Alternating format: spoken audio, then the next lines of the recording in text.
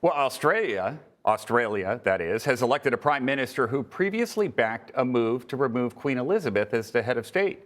CBS News contributor Simon Bates has more on this edition of London Calling. And a reminder, Simon's opinions don't necessarily reflect those of CBS News. Here's your president in Japan this week, meeting Australia's brand new Prime Minister, Anthony Albanese. And significantly, Mr Albanese is the first Australian Prime Minister in the country's history without a British or an Irish surname. He was brought up by his mother in a tough Sydney neighbourhood, and he has a first-class degree in economics. He got divorced after 19 years of marriage to Carmel Tebbit, and so it's his girlfriend, Jodie Hayden, who's been campaigning with him. But it's what Anthony Albanese stands for that interests us over here on the other side of the world, because he doesn't believe that a British monarch should be Australia's head of state.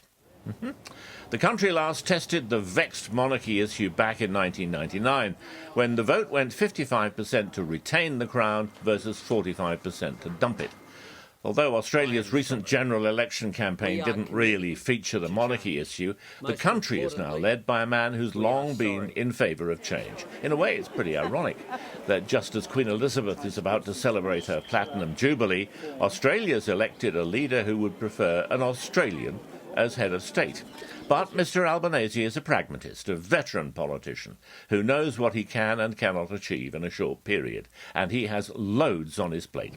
After the horrific and widespread bushfires and the terrifying floods of the last few years, Australians are looking for ways to deal with climate change, and the new Prime Minister has spoken of his desire to unite the country after the divisions caused by staged lockdowns of individual cities and states. So, guiding Australia towards a republic is hardly a priority at present, even if we do know that it's a subject close to Prime Minister Albanese's heart.